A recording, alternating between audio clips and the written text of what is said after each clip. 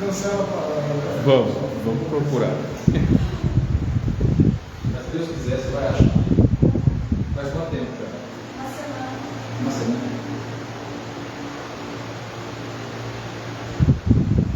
Tem uma gata. Agora nessa casa nova também. Eu tinha subido acho que umas 2 ou 3 semanas. Falei, foi embora, porque tinha 4 gatas. Aí eu entrei na casa, uma já foi embora no mesmo dia. Foi embora, eu vou achar até hoje. E outra tinha subido umas 3 semanas. Foi embora também. Ela pulou dentro de uma casa abandonada que tinha ali perto.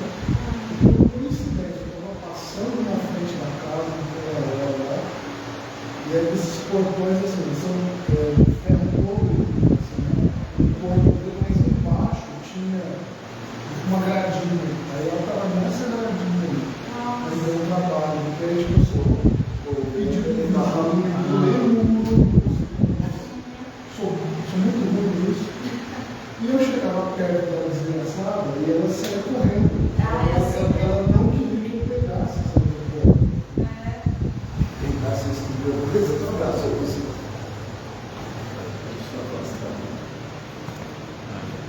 Tem que pegar os. Mandei até pro vigia noturno que passa lá, mandei a foto, falei, ó, pode pegar, liga pra mim que eu vou buscar.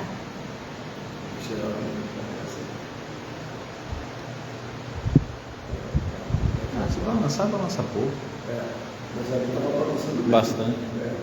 Bom, vamos lá então? Vamos. Chegar mais alguém aí, pega um dano.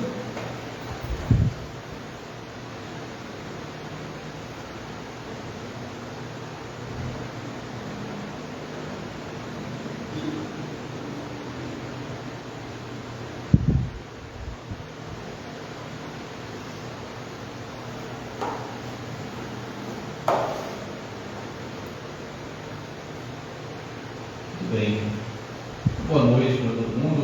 Boa noite. Sejam todos bem-vindos, bem-vindas.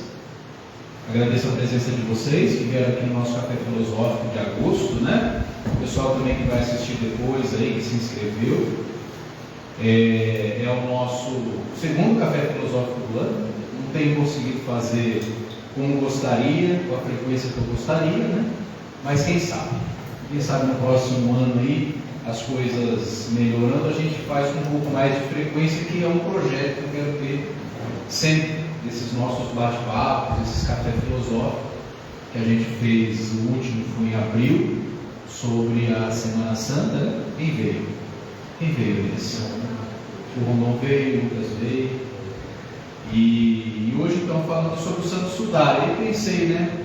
Está na hora da gente fazer um café filosófico de novo, lá na comunidade. E o tema do Santo Sudário me veio à cabeça por causa de uma notícia que eu li sobre uma nova pesquisa que estava sendo feita no Instituto Italiano. Geralmente são os institutos italianos que bancam as pesquisas sobre essa peça aí que é o Santo Sudário. E aí eu falei, bom, acho que seria interessante eu falar novamente, abordar o tema. E aí, pesquisando aqui nos meus slides, eu vi que a última vez que eu dei uma palestra sobre o Santo Sudário foi em 2016. Eu já tenho um bocado de tempo, né? E eu sempre falei sobre esse tema do Santo Sudário, é um dos assuntos que eu gosto, né? Que eu estudei, que eu me debrucei. Quando eu ainda estava na Igreja Católica, como seminarista, esse era um dos meus assuntos preferidos. Tanto é que eu ganhei essas duas, um quadro, né? E essa réplica do Santo Sudário. Depois vocês chegam aqui mais perto para vocês verem, né? De pertinho. E nas paróquias onde eu trabalhei como seminarista, era um assunto que eu sempre trabalhava, eu gostava muito, e houve um tempo que eu até acreditava nesse Santo Sudário. Claro que as coisas mudaram um pouquinho. Hoje eu já não sei se eu acredito mais no Santo Sudário, mas ainda assim é um tema muito interessante e apaixonante. Por isso que eu quis trazer para a gente aqui, já que fazia alguns anos que eu não tratava do assunto. E é um tema que sempre desperta interesse das pessoas. A gente achei que não teria muito, tivemos bastante inscrições, graças a Deus, né? A maioria delas o pessoal que vai assistir depois. E então vocês que estão aqui, aproveitem para fazer perguntas, né? Coisa que o pessoal de casa não vai poder. Beleza? Antes da gente começar, uma perguntinha só a nível de curiosidade. Quem é que não sabe do que se trata o Santo Sudário? Quem é que não sabe do que se trata? Todo mundo tem alguma noção do que seja? O assunto? Sim ou não? Sim? Ótimo. Para quem não sabe, né, já ouviu falar, o Santo Sudário ele é uma peça de pano, de linho, que tem mais ou menos uns 4 metros de comprimento. Uma peça enorme. E que está guardada lá na catedral, na cidade de Turim, na Itália. E é considerada pela Igreja Católica uma relíquia sagrada. O que é uma relíquia sagrada? É algo que a Igreja diz assim: olha, muito provavelmente isso aqui fez parte, era um item utilizado por um santo. Na Igreja Católica existem muitas relíquias. Então, inclusive aqui em Bauru, vi dia desses chegou aqui uma urna, até a polícia que carregou, levou lá na catedral, que era um pedaço do vestido ou da unha, não sei, agora me pergunte, da Santa Teresinha, do Menino Jesus. Então a Igreja Católica tem esse apreço por esses itens que pertenceram a figuras que eles têm como santos e santas. Então é muito comum, geralmente nas catedrais e nas basílicas que carregam o nome de algum santo ou santa que foi importante para a igreja, você tem ali também algum utensílio desse santo, alguma relíquia, nem que seja um pedacinho da túnica do São Benedito ou do São Francisco. E é claro que ali também, por conta disso, movimenta-se muitas peregrinações, né? Então isso faz parte, digamos assim, da tradição católica. E de todas as relíquias que a Igreja Católica tem, muitas delas já foram desmistificadas, tá? Como realmente não sendo aquilo que é vendido como verdade. A maioria das relíquias que a Igreja Católica diz, no decorrer dos séculos, pertencer ao próprio Jesus, porque veja, uma coisa é eu dizer que eu tenho a unha encravada do São Francisco, outra coisa é eu dizer que eu tenho o pedaço da cruz que Jesus foi crucificado. Então eu consegui entender aqui a diferença. A maioria das relíquias que a Igreja Católica dizia ser pertencentes ao próprio Jesus foram desmistificadas com o tempo. Comprovou-se que não era, não, entendeu? Na Idade Média, principalmente, para poder levantar fundos para construções das igrejas, era muito comum que os bispos ou mesmo os padres do local dissessem: olha, chegou até nós um pedaço, um espinhozinho da coroa que colocaram na cabeça de Jesus. Aí o povo ia lá e fazia devoção e contribuía. E só para vocês terem ideia, basílicas inteiras foram construídas em cima da crença em relíquias. Tanto que os pensadores da época que criticavam a igreja na altura, até caçoavam e diziam: olha, se a gente juntar todos os pedaços da cruz que existe na Europa, dá para fazer uma floresta. Né? Porque era alguma coisa meio assim escancarada. E tinha algumas até muito curiosas. Isso aqui é só para a gente saber do que se trata, das relíquias. Por exemplo, a Igreja Católica dizia que ela tinha o prepúcio de Jesus. Lembra aquela passagem? Era comum na cultura judaica até hoje que os meninos passem pelo ritual da circuncisão. E nada mais é do que a fimose, né? E segundo o Evangelho de Lucas, Jesus também foi circuncidado. E a igreja dizia que ela tinha. prepúcio. Então é uma curiosidade. Você tinha de tudo, tá? Com o passar do tempo, isso começou a cair no ridículo. Não é? A igreja foi perdendo a sua força, a sua influência, aconteceram as revoluções científicas, a revolução copernicana, as revoluções todas, a ciência foi avançando, o próprio povo começou a ficar mais instruído e ninguém mais continuou acreditando nessas bobagens. A ponto de que, mesmo o Sudário de Turim, quando ele surgiu, nós vamos ver, ele também já foi considerado de cara uma bobagem. Já não era todo mundo que na altura acreditava já nas tais relíquias. Entende? Só que ele voltou à cena, ele voltou a ganhar importância, a gente vai ver o porquê disso.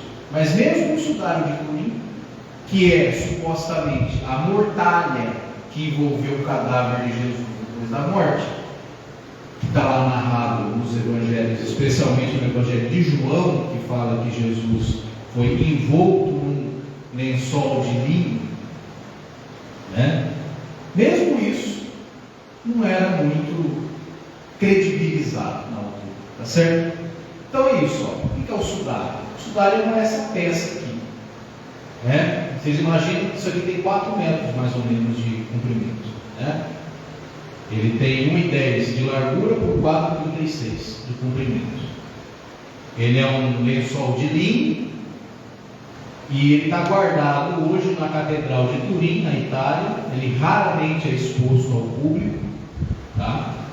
Muito raramente. Quando ele é exposto, ele fica mais ou menos um mês, depois eles tiram. Ele está guardado num relicário. Quando ele é exposto, né? Ele fica sob a proteção de 4 camadas de vidro à prova de bala. É uma das relíquias que a igreja mais conserva e é também a mais estudada de todas elas, e a mais controversa. Por isso que desperta a curiosidade das pessoas. Primeiro porque é uma peça curiosa mesmo, né?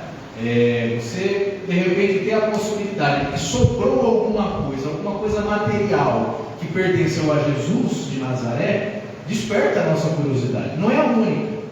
A Igreja Católica também diz que ela tem o pano que a mulher enxugou o rosto de Jesus quando ele estava indo para o Calvário, que agora me fugiu o nome da pessoa. Qual que é o nome? Verônica. Boa. E esse está na cidade de... também me fugiu o nome. Oviedo, se eu não me engano, na França.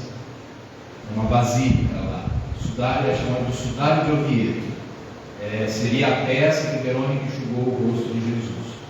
Essa também ainda tem alguma credibilidade para a Igreja Católica, mas a que a Igreja ainda mais exibe como sendo autêntica é essa aqui.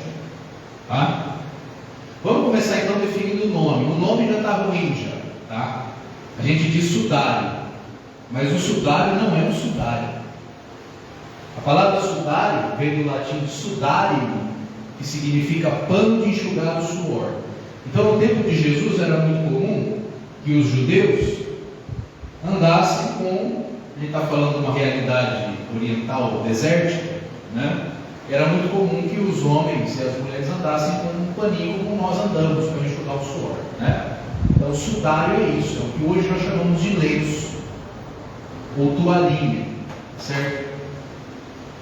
Quando a pessoa sofria alguma morte meio violenta ou que fizesse ela ficar desfigurada, era comum que eles colocassem esse sudário em cima do rosto da pessoa. É mais ou menos quando a gente coloca aquele véuzinho em cima do defunto, né?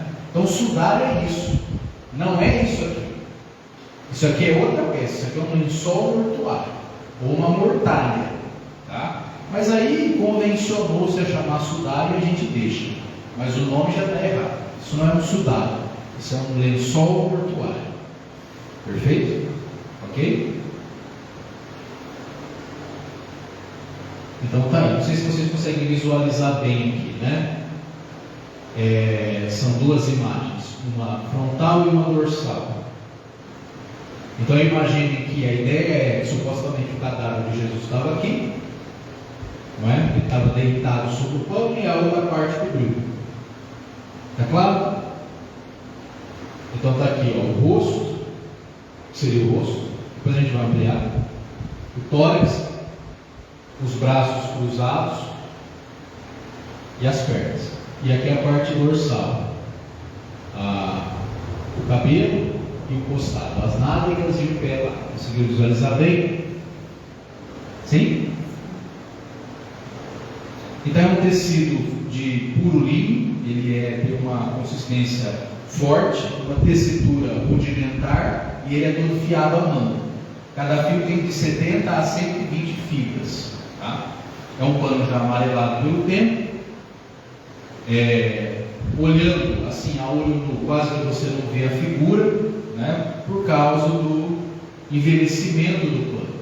Tá certo? Já é um pano de muito tempo, supostamente de 2.000 anos, né? Imediatamente, né? Uma das contestações que se coloca é que um pano desse tamanho não conseguiria chegar intacto, incólume pelos séculos até aqui, aguentado 2.000 anos, né? Então já é uma questão que se coloca. Como é que um pano desse tamanho conseguiu durar 2.000 anos sem se desfazer? Mas isso nem é um bom argumento contra o sudário, porque é um tecido muito bem feito, é uma coisa de primeira linha mesmo, tá? Vamos colocar assim, era um dos melhores panos que se tinha na altura, por isso que está durando tanto tempo, né? É claro que hoje em dia a Igreja Católica nem permite que se faça mais, que se manuseie ele sem as devidas precauções de cuidado. Inclusive, onde ele está, tem todo o equilíbrio de temperatura, de umidade, exatamente para que ele não se desfaça, né? Então, mostra uma imagem tênue, porém detalhada, de um homem de barba e cabelos semilongos. Essa figura que está impressa tem cerca de 1,83 m de altura, portanto é um homem alto, e uma constituição física forte. E ele tem mãos e pés também bem alongados, a gente vai ver isso depois, né? Por enquanto não dá para ver direito. Traz impresso como num espelho as figuras dorsal e frontal de um homem que foi torturado. Então você tem a imagem ali de uma pessoa torturada, tem marcas disso, né? Há aparentes marcas de sangue por todo o corpo, marca de açoite, de coroa de espinho e prego no pulso e nos pés. Ok? Apresenta duas listas escuras que se alargam em 8 manchas simétricas. Conseguem ver aqui? De cima e embaixo, né? Por que isso aí? Isso foi consequência de queimaduras, porque esse pano passou por um incêndio quando ele estava na capela de Chambéry, na noite de 3 de dezembro de 1532. E ele era conservado num cofre de prata, que a capela pegou fogo, ele estava dobrado, e aí essas manchas que você está vendo aí são manchas provocadas pelos buracos do incêndio. Curioso que não pegou na imagem, né? Só na lateral, então a imagem ficou preservada. Mas essas manchas aí é por causa do incêndio, imagina que ele estava todo dobrado, né? E a água que foi usada para apagar o incêndio também deixou certas marcas aí, certos borrões, né? Certos furos aí nessa imagem. Perfeito? Então, só para vocês entenderem um pouco melhor a imagem como um todo. Aqui ela vai passar maior, ampliada bem lentamente, dá para ver bem melhor aqui. Então lá, aqui é a parte dorsal, o pé, as pernas, a nádega, a costa e o cabelo, o rosto e o tórax. Perfeito? Deu para ver melhor assim, né? Alguém está com dificuldade de entender? Está claro. Então aqui, ó, tórax, os braços cruzados tampando a região genital, as mãos alongadas, como eu disse, a marca do prego e a perna. Isso aí é o sudário. Perfeito?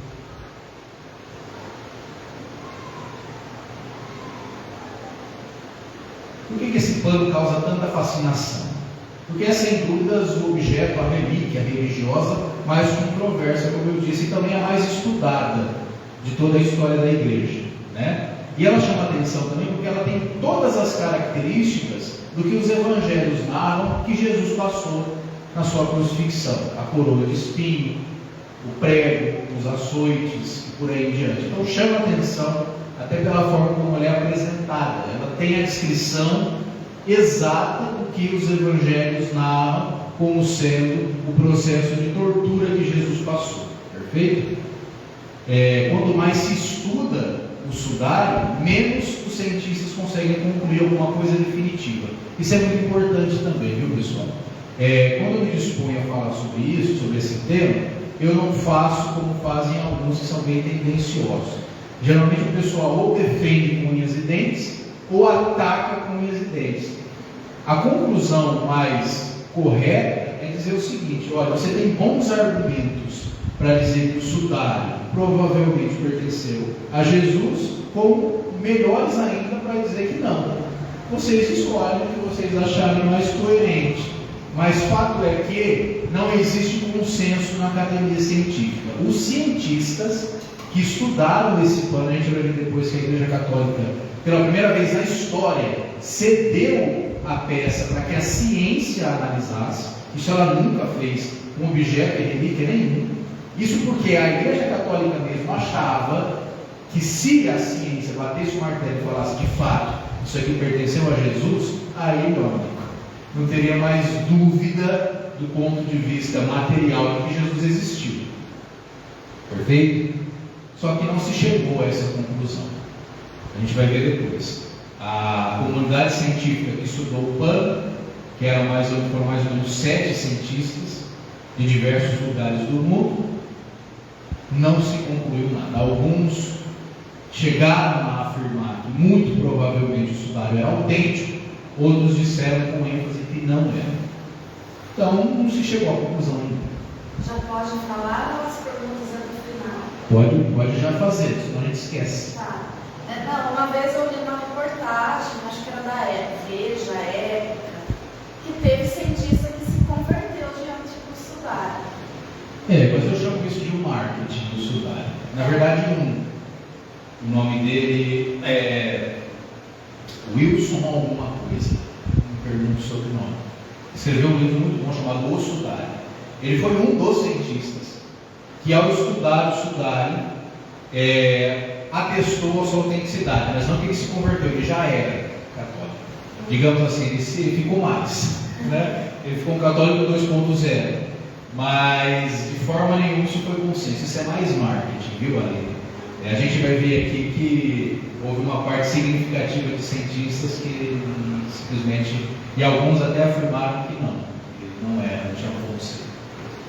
Mas sim, teve todo esse marketing, e o pessoal da ala que identifica o sudário como autêntico usa muito isso aí, né? Olha, o pessoal que estudou sobre o sudário se converteu. Calma, não é bem por aí, é o marketing, né? Mas vamos lá, o fato é que quanto mais se estuda, menos se conclui. E agora, muito menos ainda, uma vez que a igreja já não permite mais que sejam feitos estudos. Acabou, né? Quando não se concluiu nada, ela simplesmente guardou ele lá na catedral e falou: a partir de agora é uma relíquia, a gente venera, não vamos bater o martelo dizendo é de Jesus, tampouco dizer não é de Jesus, acredita quem quer. Tá certo?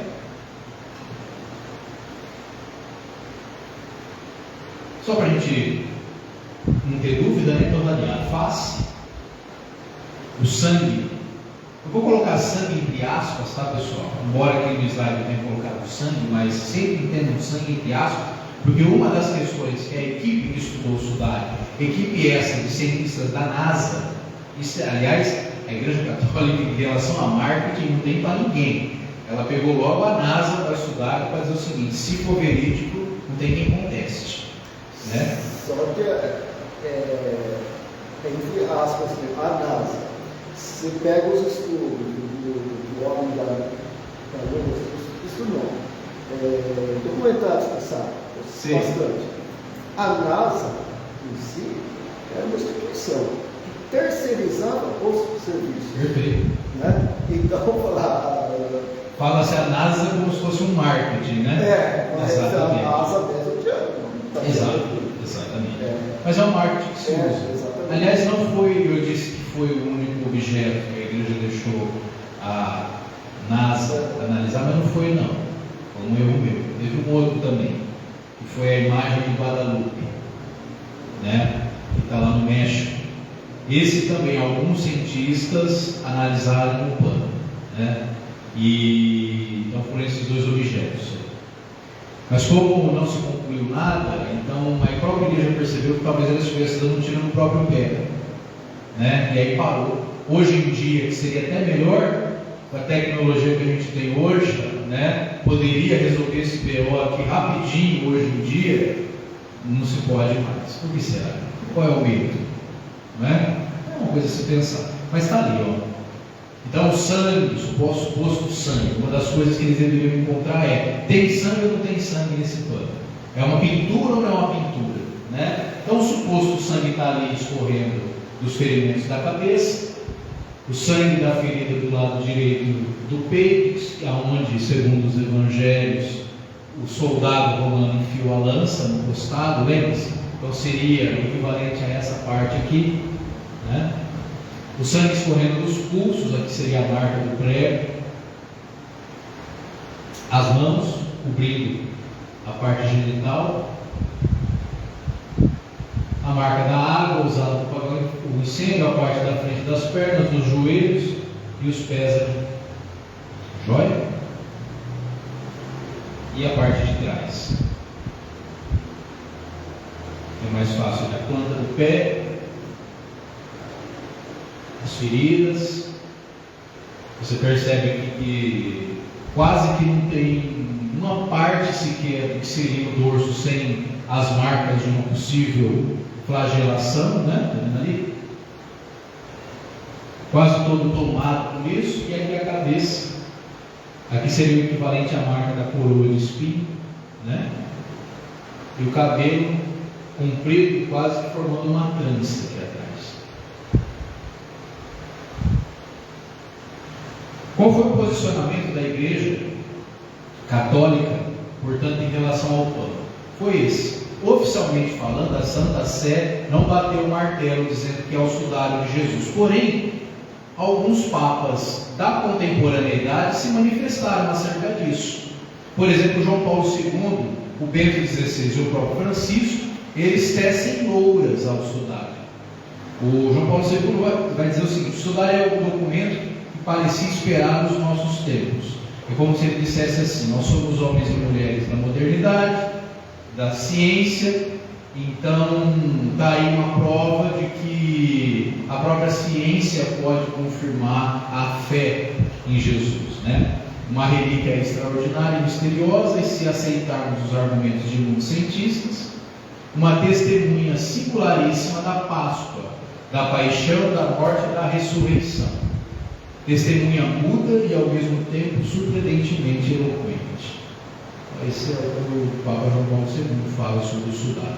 Está aí a imagem dele rezando diante do pano. Então é uma coisa que eu acho curioso. Ao mesmo tempo que a instituição, que a Igreja Católica, enquanto instituição, a Santa Sé, não bate o martelo e diz é de Jesus, você tem um Papa ajoelhado rezando. Né? Então quer dizer, não precisa de muito. A Igreja Católica é o Papa. Né? A Igreja Católica é o Papa. Então, o que o Papa diz, ou o que o Papa faz, teoricamente é o posicionamento da Igreja. Então, é claro que a Igreja Católica reconhece a autenticidade do sudário. Tá certo? O Bento XVI também vai dizer: como fala o sudário? Fala como o sangue. E o sangue é a vida. O sudário é um ícone escrito com sangue. O sangue de um homem açoitado, coroado com espinhos, crucificado e ferido do lado direito. Cada traço de sangue fala de amor e de vida. E o Francisco também, o Papa do momento, este rosto tem os olhos fechados, é o rosto de um defunto, e todavia misteriosamente olha-nos e no silêncio fala-nos. O homem do sudário nos convida a contemplar Jesus de Nazaré. Esta imagem fala ao nosso coração e impele-nos a subir o Monte Calvário e olhar o madeiro da cruz, a mergulhar-nos no silêncio eloquente do amor. Então, pronto. Os papas da modernidade são apaixonados pela peça. Qual é? Os dois são sudário, o do rosto, porque o do rosto não é o da Verônica. Sim. Esse do rosto é da Verônica. É. Lá eles chamam, só que essa peça eles chamam de sudário de Oivieto, na França. E esse é o sudário de Turin. Os dois têm o nome de sudário. Só que o sudário mesmo seria o da França, não esse. Esse é só o mortuário. Porque o Papa Francisco está diante daquele que é da Verônica. Não. É esse aí, só que é só do rosto. A gente vai ver depois. Essa peça aí, ela tem um negativo. Isso que vocês viram, isso é o positivo, é o que você vê a olho nu, é como o pano está. Só que quando você fotografa esse pano, o negativo dele é isso aqui. Esse, na verdade, é o grande mistério do sudário. Entende? Isso é uma fotografia. É uma fotografia desse pano. A gente vai ver isso. Quando ele foi fotografado a primeira vez e quem fotografou foi revelar a foto, apareceu isso aqui. É o rosto perfeito do ser humano. O que o Papa Francisco está diante da ampliação do rosto. A gente vai ver isso depois. Na verdade, esse é o grande mistério do sudário. É ele ser um negativo fotográfico. Então agora aqui a gente vai entrar já, para não perder muito mais tempo, na história do sudário. Quando a gente fala em história, a gente está falando em documentação. Tá? A história, a ciência historiográfica, ela se baseia em documento. Se não tem documento, você tem especulação. Perfeito? Ok? Então veja, quando é que se data historicamente a primeira vez que se fala desse lençol aí? Seria lá no século I, porque se fosse de Jesus, teria que ser do século I. Os evangelhos falam que Jesus foi envolto num sudário. Aliás, ele teve um sudário que envolveu o rosto dele depois da morte e um lençol mortuário. O Evangelho de João fala de 2 panos. Tá? Um que envolveu o rosto e outro que envolveu o corpo. Perfeito? Só que do século I, que é o relato do evangelista João, até 1389, portanto século XIV, ou seja, passados mais de 1386 anos, nunca ninguém falou que tinha guardado esse pano que envolveu o corpo de Jesus, que fala o Evangelho de João. Então a primeira coisa, historicamente falando, que coloca uma interrogação nesse pano é: se alguém tinha guardado essa peça, por que ela só foi aparecer no século XIV, na Idade Média? Entende? Historicamente falando. É claro que quem defende a autenticidade do pano vai ficar buscando possíveis apontamentos ao sudário antes do século XIV, mas são só especulações. Documento histórico que nós temos falando explicitamente de um pano que provavelmente envolveu o cadáver de Cristo, que continha 2 imagens, uma frontal e uma dorsal, descrevendo esse pano aí, só lá em 1389. Então essa é a primeira grande objeção à autenticidade do sudário. Dificilmente um historiador que trabalha com documento vai dizer que o sudário é autêntico. Por quê? Porque não tem nenhum documento que fale desse pano antes do século XIV. E o século XIV, lembrando, é o auge da Idade Média, onde a igreja mais lucrava com tais relíquias. Então, será que não era mais uma relíquia fraudulenta? Então, do século I, quando Jesus viveu, até hoje, 2024, tá? Nós só temos um único documento histórico que fala desse pano aí, antes da Era Moderna, que é ali no século XIV, no período medieval. Tudo bem? Quando é que se deu?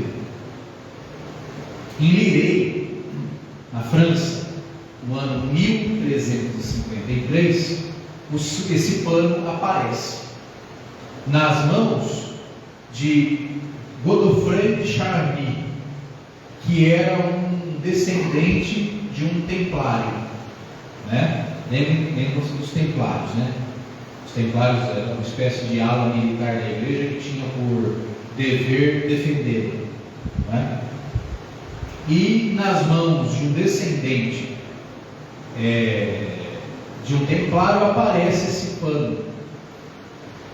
E a gente sabe que é desse pano que se trata, porque no brasão dessa família, do Charlie, que foi cunhado em 1888, já mostra que essa relíquia pertencia a essa família. Está vendo? Aqui dá para ver que se trata da mesma relíquia, né? No caso do jeito que está esculpido aqui.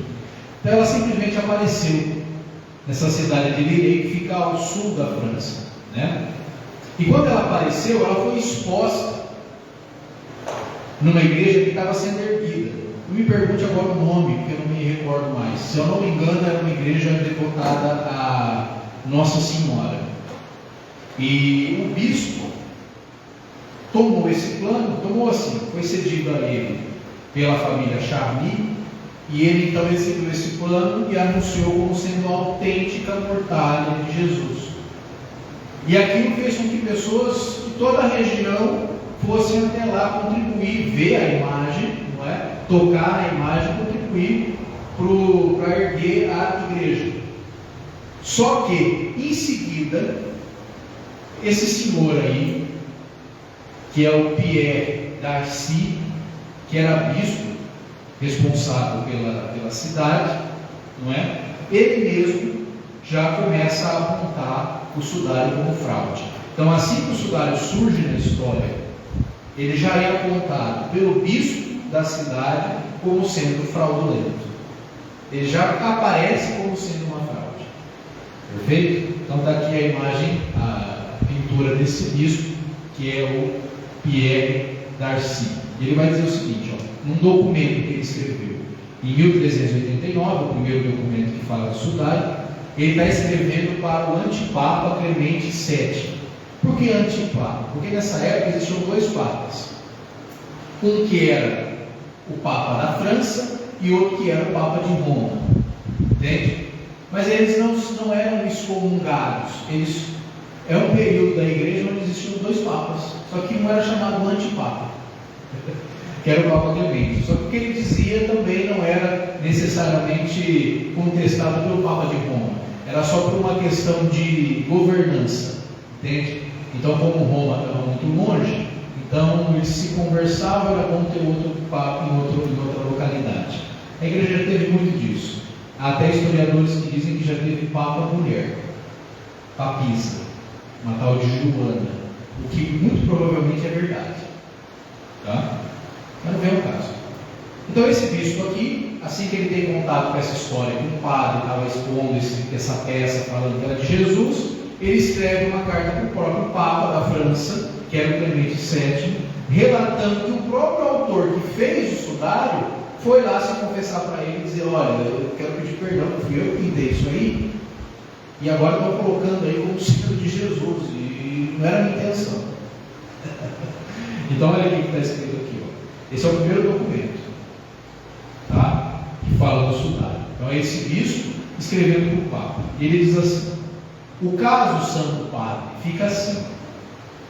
Já faz algum tempo, nessa diocese de Troyes, que o decano de certa igreja colegiada, a saber, de Lirey, falsa e enganosamente, sendo consumido pela paixão da avareza, e não por qualquer motivo de devoção, mas apenas pelo ganho, obteve para a sua igreja um certo pano habilmente pintado. Olha que interessante. Lá no século XIV, o próprio bispo já fala, é muito bem feito, é habilmente feito, não é qualquer pintura, é uma coisa muito bem feita, sobre o qual, por um truque inteligente, foi representada a imagem dupla de um homem, isto é, a parte de trás e da frente, falsamente declarando e dissimulando que esta era a mortalha em que nosso Salvador Jesus Cristo foi envolvido na tumba, e na qual toda a aparência do Salvador permaneceu assim impressa, junto com as feridas que ele carregou. Essa história foi contada não apenas no reino da França, mas, por assim dizer, em todo o mundo, de modo que de todas as partes as pessoas se reúnem para vê-la. E além disso, para atrair a multidão, para que o dinheiro pudesse ser arrecadado astutamente do povo, milagres fingidos foram realizados, com alguns homens sendo contratados para se apresentarem curados no momento da exibição da mortalha. Então, esse marketing não é exclusivo da Igreja Universal, não é? Quer dizer, lá no século XIV já tinha esses tais os milagres contratados, não é? O Lorde Henrique de Poitiers, de piedosa memória, então bispo de Troyes, tomando conhecimento, disse, instado por muitas pessoas prudentes a agir, dedicou-se fervorosamente a trabalhar para compreender a verdade sobre esse assunto. Eventualmente, após investigações e análises diligentes, ele descobriu a fraude e, como dito, o pano tinha sido pintado, sendo a verdade atestada pelo artista que o pintou, que era um trabalho de habilidade humana e não milagrosamente forjado. Então essa carta, ela se preserva até hoje, foi escrita pelo bispo da época para o antipapa Clemente VII. Então pronto, isso aí historicamente falando já é o que, digamos assim, enterrou o sudário. O sudário começou na história enterrado. Quando você tem um padre que diz assim, é autêntico, mas você tem um bispo que diz não é, e manda ainda para o Papa, e o próprio Papa na época, Clemente VII, fez questão de exigir do bispo, então é responsabilidade do senhor. Já que está tendo muita gente indo para aí, deixa o povo, é importante. Porém, sempre diga para o pároco, em alto e bom tom, dizer, não se trata da relíquia de Cristo, é uma imagem feita em homenagem a Cristo. Entende? O Papa colocou só essa exigência, porque afinal de contas estava dando lucro, né? Então só coloca esse adendo aí, né? As letras miúdas, que seria equivalente às letras miúdas hoje, né? É falso, né? Deixa o povo acreditar. Então aqui, ó, só um pouquinho da linha do tempo desse pano. Depois, já no século XV, Margarida de Charny vai ceder o sudário ao conde de Savoia, que o levou para Chambéry, na França. Tá? O sudário é guardado numa urna de prata, num nicho atrás da sacristia da Santa Capela, erguida para abrigá-lo, em Chambéry, já no século XVI. Então, uma linha do tempo que por esse plano passou. Tá? Na época, um pintor famoso fez uma reprodução do sudário. Tá? Tentou fazer uma reprodução, mas é claro que ficou infinitamente pior, né? Nesse comparo. Aí ele sofreu um incêndio, que a gente comentou, né? Que queimou lá a caixa de prata, pingou, fez os buracos todos, né? Isso aqui é um trabalho fazer, vocês não fazem ideia, esses slides aqui. Mas está para ter uma ideia, está pedagógico, né? Está pedagógico, Aline? Pedagógico, né? E esse sudário, então, quando ele foi queimado, as irmãs clarissas fizeram remendos deles, para preservar, tá certo? Guardem bem esse detalhe aí, dos remendos. Eu não vou cansar vocês com isso aqui, mas enfim, do século XIV até 1578, o sudário ele é sempre exposto pela família real como sendo uma mortalha autêntica, mesmo contrariando os dizeres da igreja. E assim foi durante todo o tempo. Tá? Até que, em 1898, no dia 25 de março a 2 de junho, foi feita uma amostra desse plano, não é? Onde seria feita uma espécie de comemoração pelo aniversário do sudário. Apesar da igreja nunca reconhecer ele como autêntico, o povo criou uma devoção por esse plano. E no passar dos séculos, foi ainda sendo motivo de peregrinação e devoção, a igreja não se opôs. Então, em 25 de março de 1898, já aí, portanto, no século XIX, mais próximo de nós, ele foi exposto e já existia fotografia no século XIX. E um fotógrafo chamado Sepuldo Pia foi o responsável por fotografar pela primeira vez o sudário de Turim. E foi aí que a coisa voltou com força. Porque se até então ninguém ligava muito, era uma coisa lá da família Savoia, da família dos condes lá e tal, uma relíquia, mais uma relíquia. Agora, quando esse fotógrafo faz a primeira foto, ainda com essa câmera aqui, aquela câmera escura, que o pessoal falava, né? Tem um outro nome para essa câmera antiga, como é que é o nome? Vocês lembram? Também não vou lembrar. Mas quando ele faz a fotografia, olha lá, a imagem se mostra muito mais perfeita do que o positivo. Ela tem também um negativo fotográfico. E aí você consegue ter nitidamente a imagem de um rosto e de um corpo humano. Perfeito? Muito bem. E aí volta toda a polêmica em cima do plano. Durante a exposição em 1931, novas fotos foram tiradas pelo melhor fotógrafo da Itália na época e também deu o mesmo resultado do outro. Então não foi uma fraude do fotógrafo, deu o mesmo resultado. Perfeito?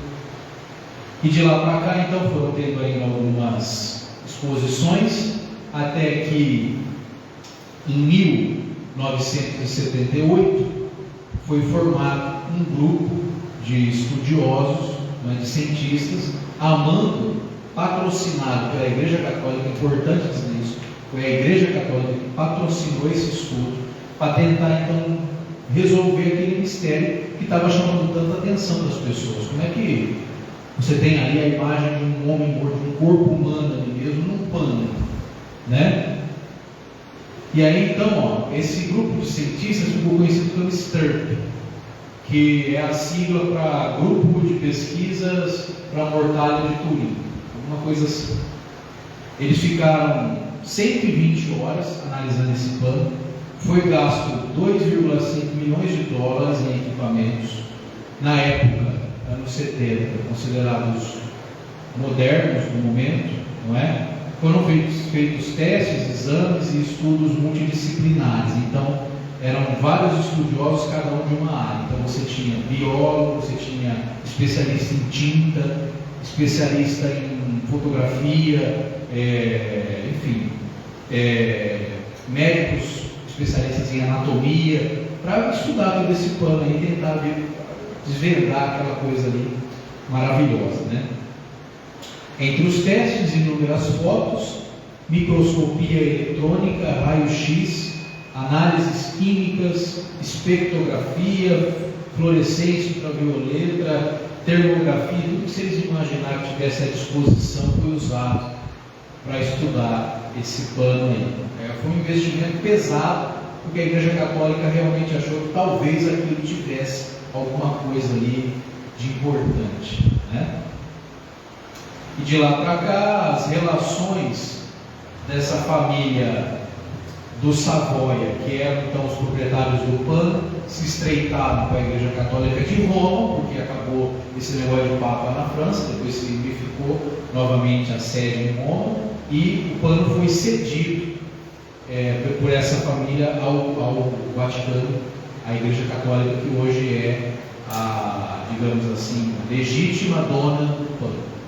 Perfeito? Ele sofreu um outro incêndio em 1997, está aí as imagens, né? Pegou fogo lá a capela onde ele estava, mas conseguiram salvar o soldado. Então agora a gente vai entrar quais foram as conclusões que essa equipe, que é isso que interessa, não é? Para saber então se é ou não é de Jesus. Nós estamos no século, na época do século XX, não é? Precisamos então usar a ciência. Quais foram as conclusões que os cientistas chegaram? Várias. Eu escolhi só algumas, perfeito? Senão a gente vai sair daqui hoje. Aliás, a última estimativa sobre livros escritos sobre o sudário já apontava 10 mil. Tem mais de 10 mil livros escritos sobre isso aí. Não vai ser o padre Mateus na noite de sexta-feira, do dia 30, que vai dar conta de desvendar o mistério do sudário. Eu vou só pontuar o que eu acho que é mais coerente do ponto de vista científico. Beleza? Obrigado. Vamos lá. Preparados? Todo mundo comigo ou não? Vamos lá. O primeiro segredo do sudário é revelado. Então, o interesse da ciência, a ciência começa a ter o seu interesse desperto por isso a partir da fotografia, né? Foi tirada do pano, então é isso aí que vocês estão vendo. Positivo, é o que você vê no plano, a olho nu, quase nada. Você tira a fotografia, a hora que você vai revelar, aparece isso aqui. É ou não é uma coisa espantosa? Você crendo, você não crendo, você... Enfim, é um negócio que não tem como você não se interessar. O que é isso? O que quer dizer o negativo? É o negativo? É o negativo fotográfico. É o negativo, aquele antigo negativo. O antigo negativo que você tirava foto. Exatamente. É isso. Porque revelado ia ficar igual a. Exato. Exato. É o negativo da imagem. Exatamente. É isso aqui. Ó. Você consegue ver nitidamente a imagem de um homem morto. O que de imediato já coloca a questão. Espera aí. Ainda que fosse da Idade Média, como você ainda não tinha inventado a fotografia?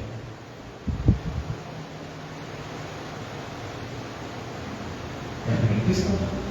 Como é que o cara pintou em negativo? É óbvio que isso despertou interesse e, por sorte, a igreja deixou ela analisar.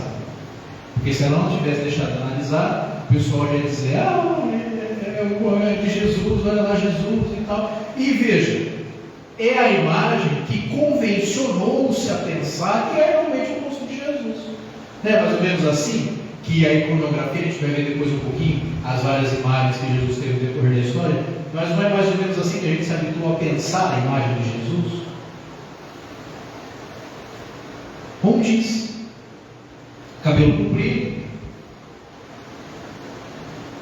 um rosto magro, barba. Esse aqui foi o fotógrafo que fez a foto. Aí ali, né? Olha lá. Esse aqui, ó. Positivo e negativo.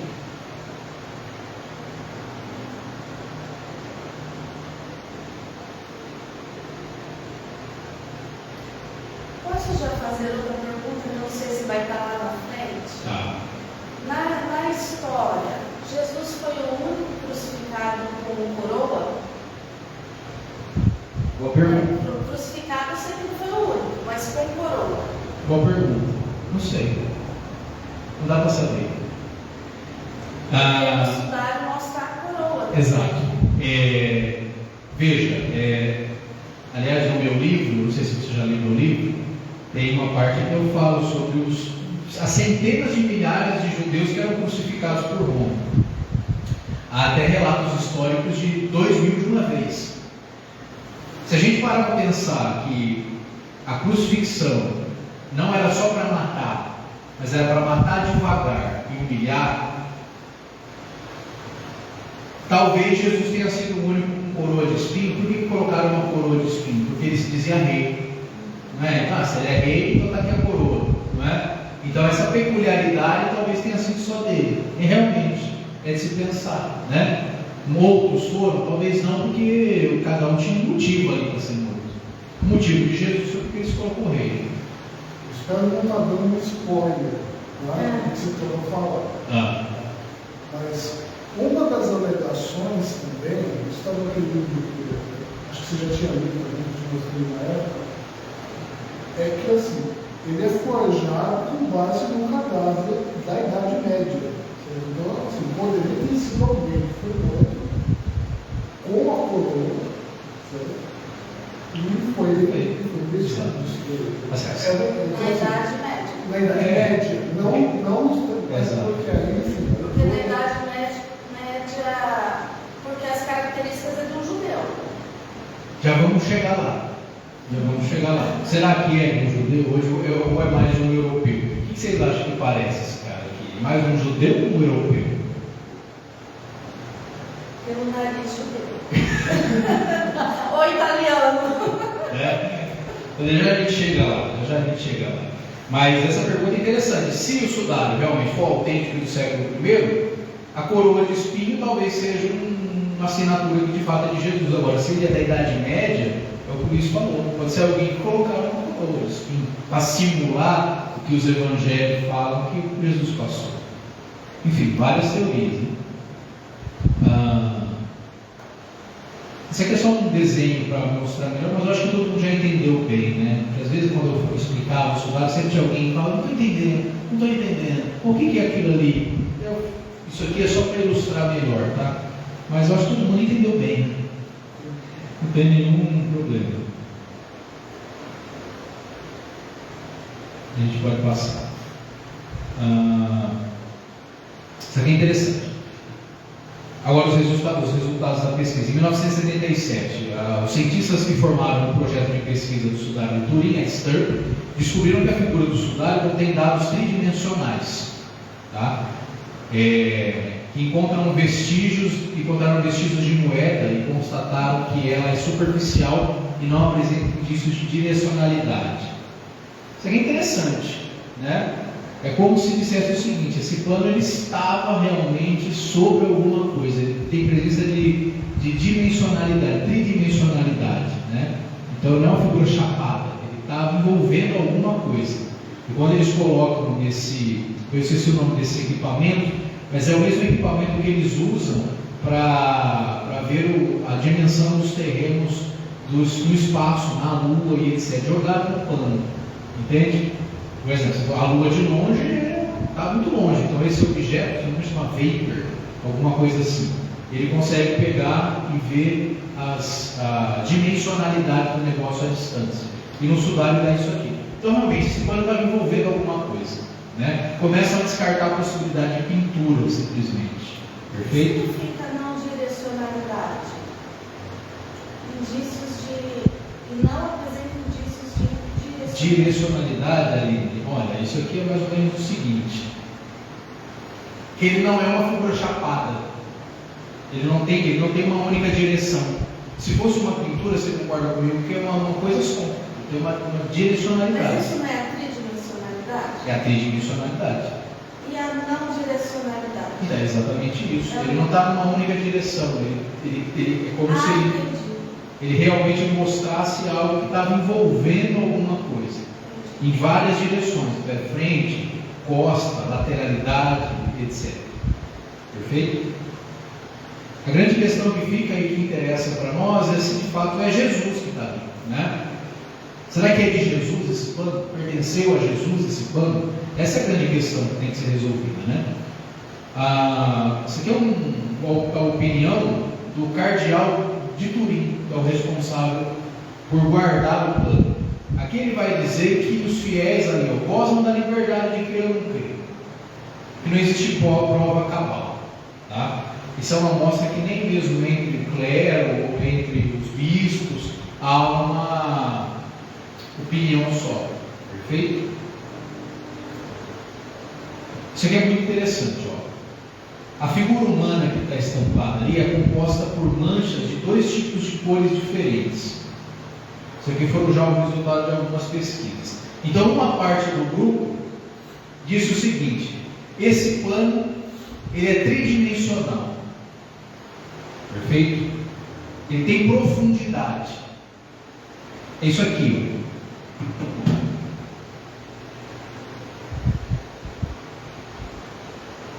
Tem profundidade. Ele é tridimensional. Ele não tem uma única direção. É isso aqui. Só que outra parte diz que não. Aqui. A figura, eu estou dando aqui para vocês os dois lados da história. Tá certo? Outra parte diz que não, que a imagem que está ali, ela é superficial. E você vai falar, não, como é que pode? Como é que no mesmo grupo de cientistas, um grupo fala, é tridimensional, o outro fala, não, ela é bidimensional? Eu acho que é muito claro. Vamos ver. Nós estamos em cima daquele ali, está aparecendo. Se o polo, Já vamos falar disso. Sim. Exato. É uma das questões. Peraí. Se realmente. Exato, porque mesmo olhando aqui, mesmo olhando isso aqui, não dá a impressão que é uma figura chapada? Sim. Mesmo olhando, não dá a impressão que é uma figura chapada? Mas não tem muito, você concorda? Vou mostrar depois uma foto de como é que deveria ser se tivesse profundidade. Isso aqui vocês ficam em paz porque não é uma conclusão que não se chegou a conclusão nenhuma. São duas opiniões diferentes no mesmo grupo. Então você tem bons argumentos para os dois lados. Mas fato é que o pessoal que analisou o pano, os especialistas no pano em si, e na microscopia, na pigmentação, eles chegaram à seguinte conclusão: a figura humana é composta por manchas de dois tipos e cores diferentes. É uma mancha superficial, ela está na superfície do tecido, ela não impregna no tecido. Já é uma coisa curiosa. A imagem do corpo é de cor amarelada e difere do pano de fundo apenas em razão da densidade das fibras. Então esse aqui é um zoom do tecido do próprio sudário. Nas bordas da figura, a cor desaparece gradativamente.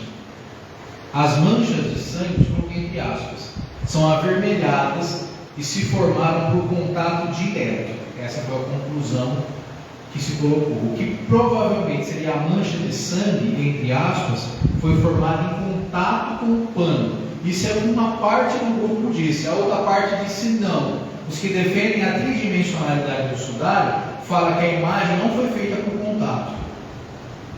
Porque se tivesse sido feita por contato, é o que o Celso falou. Ela deveria ter distorção anatômica. É simples. Molhe o seu rosto, simulando que você está ensanguentado, e coloca um pano em cima. O que vai acontecer?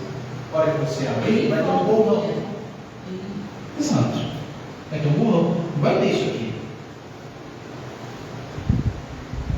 Vai aparecer pelo menos os traços de cor. Exato.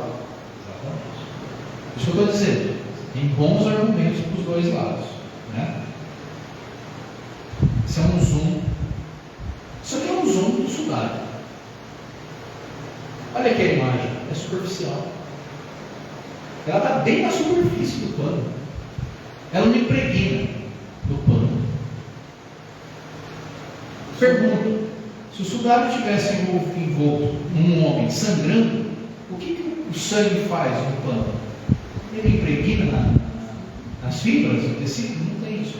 Tem pouco. Impregnado, muito pouco.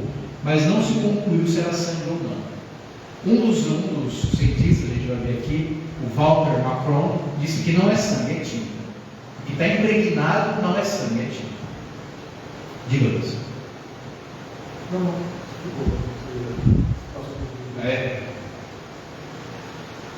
Muito bem, então a imagem é composta de fibrilas amareladas.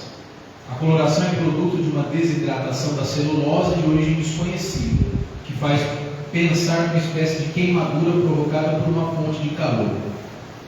Então essa é uma das teses. Então é como se uma coisa tivesse queimado a superfície e feito a imagem, né? As fibras não estão pintadas, essa é uma das teorias, apenas superficialmente queimadas, sem impregnação. Porque eles dizem o seguinte: se também foi pintado, se o cara pegou um pincel e pintou, concorda comigo que a tinta deveria ter impregnado? Então uma das teorias diz assim: não pode ser pintura porque não tem impregnação de tinta, embora se descobriu tinta, pigmento. É isso que eu ia comentar agora. A absorção faz mais sentido no caso de uma pintura. Se fosse envolver, apesar da questão do sangue, tenderia a ficar mais superficial. Sim, perfeito. Uma das teorias levantadas é que provavelmente não é uma pintura, mas algo feito com uma espécie de uma queimadura. Mas é uma das teorias. O Macron, que era um especialista em pigmentação, aliás, um dos melhores, ele era americano, ele disse que não, que é tinta. Que tem tinta e que é tinta. Outro vai dizer que não, porque não tem marca de pincelada. Mas analisaram se é sangue. Pois é, essa questão do sangue, cara, é muito pano para mão. Muito pano para mão. Primeiro que vamos lá. Se é sangue do século I, é muito bem sabido que o DNA velho se parte. O DNA velho se parte. Então seria quase que impossível detectar se é sangue ou não é sangue. O que provavelmente seria sangue, teoricamente é uma imagem toda feita com sangue. Porém não se achou, não se concluiu se tem sangue. Logo, não é por contato. Não foi feito por contato de um homem sangrando. Se fosse feito por contato no corpo de um homem sangrando, Não era para ter dúvida que aquilo ali é sangue. Portanto, não é. Porque você viu que analisou pigmento, que tinta. Exato. Porque isso, você pega onde achava esse tinta até hoje, você acha. Exato. Tem o pigmento. E aliás, se fala pigmento, né, dessa época, isso. não é dessa. E aliás, ele fala que é um pigmento chamado ocre vermelho, que é conhecido desde a pré-história e muito usado na Idade Média para tingir. Então, não é nem uma tinta especial. Então, a conclusão que esse grupo que defende que é uma pintura chegou, é uma pintura, mas é muito bem feito. Não é só uma pintura. Houve outras técnicas ali. Só que o outro grupo, que é o mais barulhento, porque é o óbvio, chegaram-se duas conclusões imediatas. Depois a gente vai ver que teve uma prova cabal, mas de imediato teve dois grupos. A igreja, claro, patrocinou e fortaleceu o grupo que estava dizendo que a imagem era por contato tridimensional. Está falando que realmente envolveu um cadáver. O outro está falando que não. É uma pintura, usou técnicas muito bem feitas, inclusive com fontes de calor, mas é uma pintura. Então você tem esses dois lados aí. A imagem é superficial, ela não atravessa o pano de lado a lado, ela está só ali em cima. A sua coloração não penetra nos fios, a imagem toca apenas as fibras superiores na trama do lençol. Isso aqui é importante. O sudário de Turim não possui as esperadas distorções anatômicas que seriam próprias de um pano envolto a um corpo. Aliás, uma vez, eu não me lembro mais onde foi, eu falando sobre o sudário, e alguém disse assim para mim, que não, mas o sudário é autêntico porque ele não tem distorção anatômica. Eu falei, bom, aí que mostra que coloca mais dúvida, porque se realmente era um pano que estava em contato com o corpo, ele teria que ter distorção anatômica. É o exemplo que eu dei do rosto molhado quando se enxuga. Então, Aline, respondendo a sua questão, se realmente esse pano estava envolto a um rosto humano, ele deveria ter mais ou menos isso aqui. Isso aqui é a distorção anatômica. A imagem deveria ser isso aqui, e não aquela imagem chapada. Está claro isso? Essa é uma das questões que se coloca. Não tem distorção. Se não tem distorção, esse plano, essa imagem não foi feita por contato direto com o corpo, o cadáver. O suposto cadáver, se a gente defender a teoria de que realmente aquele plano envolveu o corpo, que há quem diga que nem isso. Perfeito? Outra questão.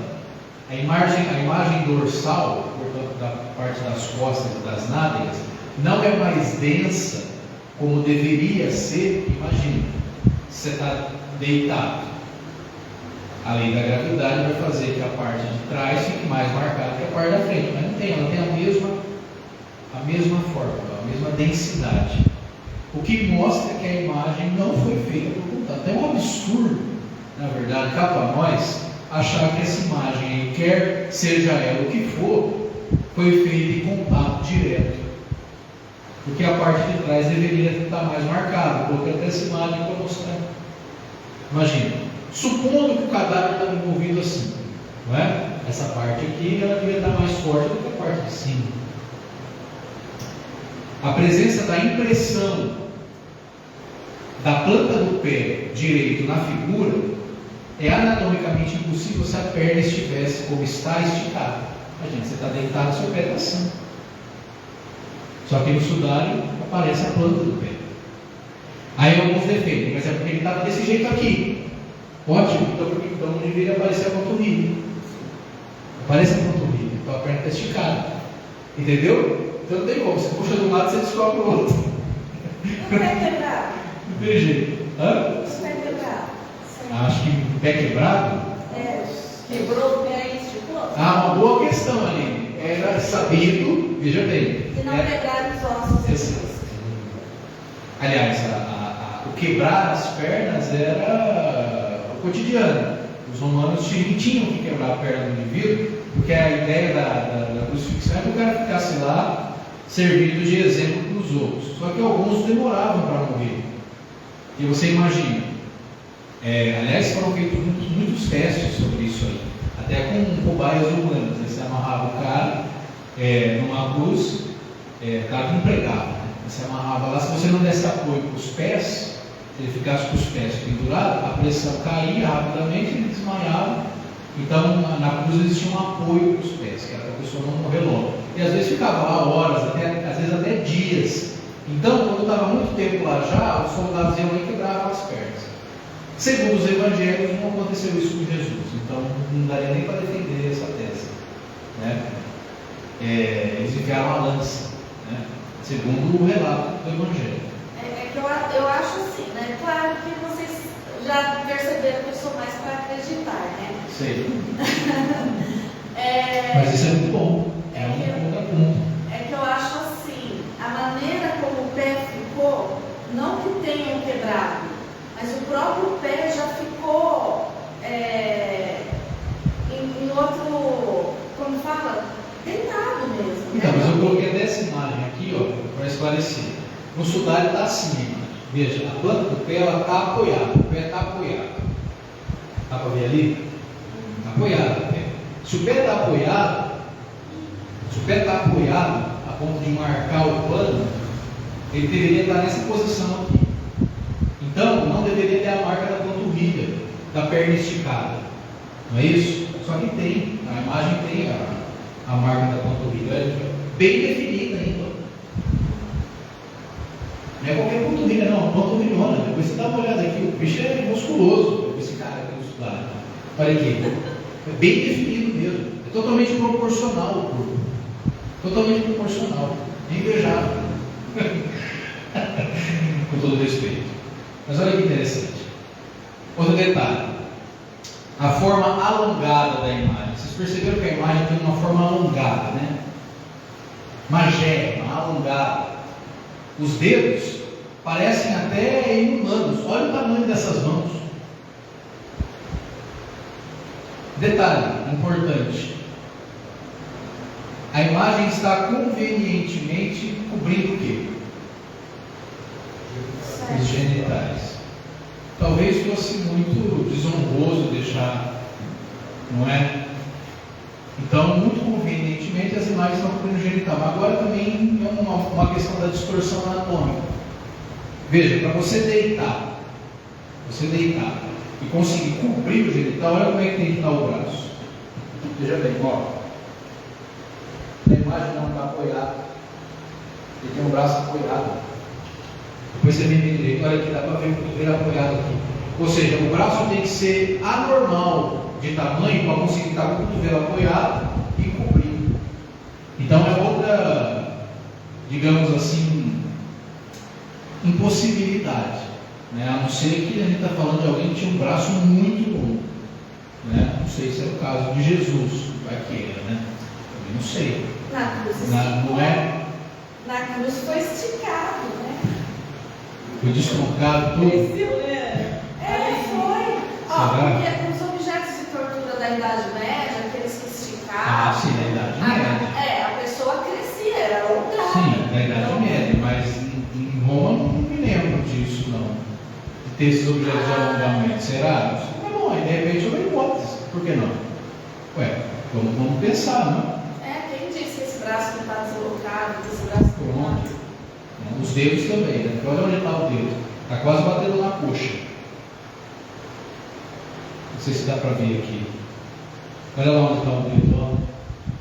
Está quase no fim da perna. Olha aqui, ó. Percebe? Ó. Olha onde está esse dedo aqui. Então não é só o braço, é o dedo também.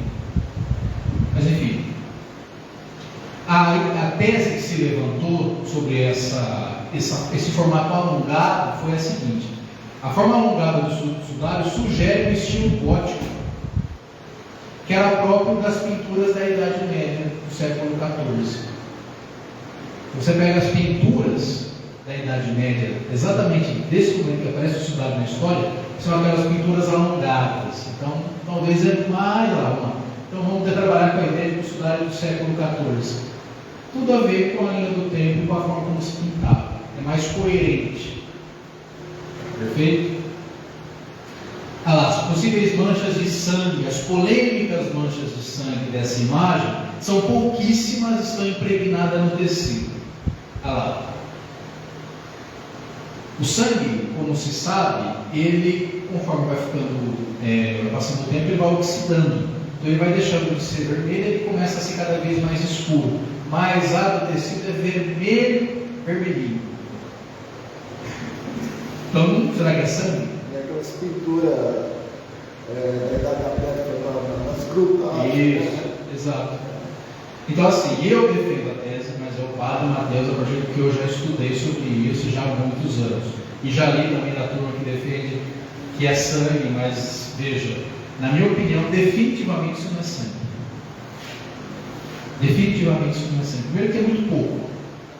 Segundo, que tem essa questão da oxidação. E terceiro, que o camarada que foi responsável por analisar esse pigmento, que é o Walter Macron, que é um especialista em microscopia, ele submeteu 32 amostras do sudário, que ele retirou com fita adesiva para observação microscópica, e ele identificou, ou seja, o cientista era responsável por isso, ele mesmo identificou que não é sangue, mas é partículas de ocre, pigmento conhecido desde a pré-história e utilizado para atingir tecidos.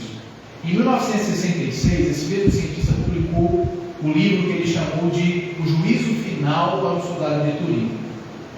Nele, esse cientista aí narra os ataques que ele sofreu por parte dos seus colegas da STURP. Porque veja, uma das coisas que era básico é: tem sangue ou não tem sangue? Isso é básico.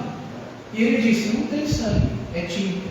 Pronto, aí ele mesmo escreveu um livro que é muito bom, que vocês leem, chama-se Juízo Final para o Soldado de Turim, onde ele fala das pressões que ele sofreu, inclusive de integrantes da Igreja Católica, pelas conclusões que ele chegou.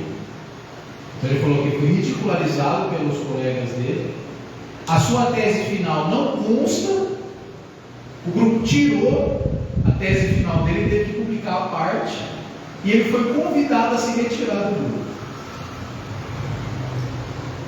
Ele foi convidado a se retirar. Perfeito? Isso é uma parte do livro dele, onde ele diz assim: finalmente, em 10 de janeiro de 79, usei uma magnificação das partículas vermelhas. Ele ampliou aquilo lá no telescópio da NASA em não sei quantos por cento. Ele diz assim: obviamente que eu vinha tendo problemas por chamar tais partículas de pigmento de tinta. Era como se eu não podia ter tinta, né? Se tivesse visto essas mesmas partículas vermelhas numa pintura de Rafael, por exemplo, as teria imediatamente, sem dúvida, chamado de ocre vermelho. Era difícil para mim, ele mesmo confessa, era difícil para mim separar meu condicionamento de que o sudário seria autêntico. Ele mesmo disse que ele próprio tinha uma disposição a pensar que o sudário era autêntico. Ele mesmo tinha essa disposição. Mas ele teve que concluir que não era. Só que ele disse que isso não aconteceu com os colegas dele. Que muitos colegas foram pressionados, ele conta no livro, a concluir coisas que o grupo não concluiu, e aquilo que fosse muito divergente da possível autenticação do sudário, eles tiraram. O relatório final da STURP, que foi publicado em 81, simplesmente ignora as conclusões do Walter Macron. E o mesmo abandona o grupo, e suas amostras de pesquisa são confiscadas pelo mesmo grupo. Eles confiscaram o que o cara tinha estudado. Agora, veja bem, o único especialista em tinta é confiscado pelo grupo. Entende? É a politicagem. Não é? Por outro lado, dois cientistas, que são os mais citados pelo pessoal que defende a autenticidade do sudário, que são esses dois, é o Habermas e o Stevenson, eles disseram o seguinte no relatório deles: não temos dúvida de que se trata da mortalha de Jesus. Achamos apenas que aquela impressão foi produzida por um fenômeno fora do alcance da ciência. Se ele não for o verdadeiro lençol fúnebre de Jesus, os cristãos terão que admitir a possibilidade de outra pessoa ter ressuscitado dos mortos. Porque esses dois aqui, a especialidade deles era coisa... Né? Pegou. termodinâmica, coisa que envolve. Eles acreditam que foi a. Exato. A tese que eles levantam é de que a imagem do sudário foi produzida por um calor que emanou do corpo quando Jesus ressuscitou. É a ideia da luz. Então eles dizem assim, a tese que eles levantam é que o cadáver de Cristo, exatamente 36 horas depois da crucifixão, explodiu. Não teve explicação. Ele explodiu e a luz queimou o pano e deixou a marca.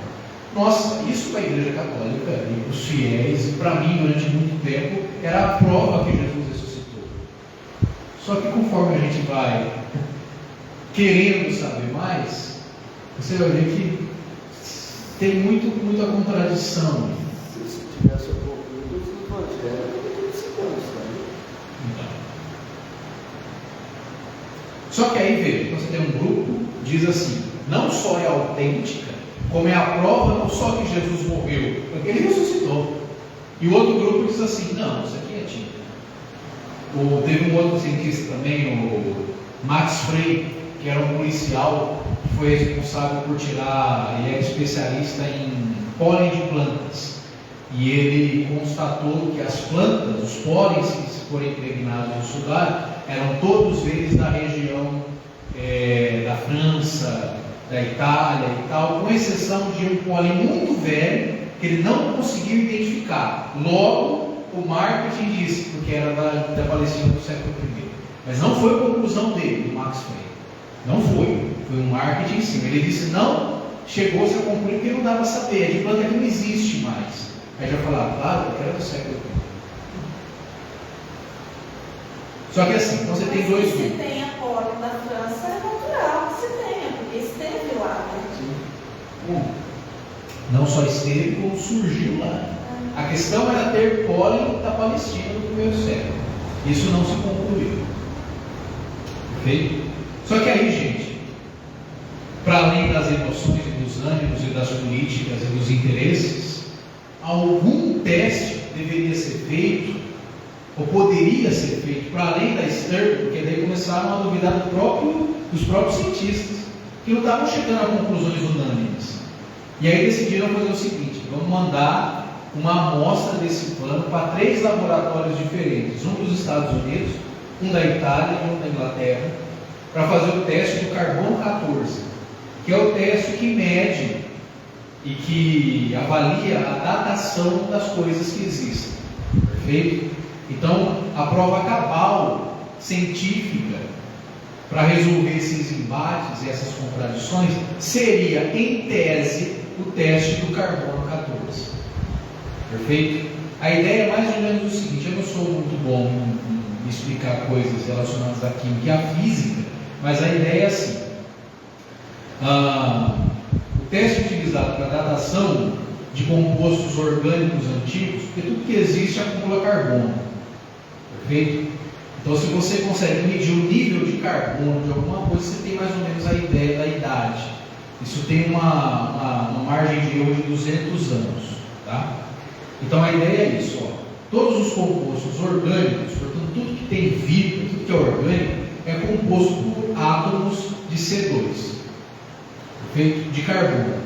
Tem até aquele poema que fala que nós somos filhos do carbono, não é? E realmente, as radiações vindas do espaço impregnam os materiais orgânicos com carbono 14, um isótopo de baixa radioatividade, que é instável e que se transforma em C2.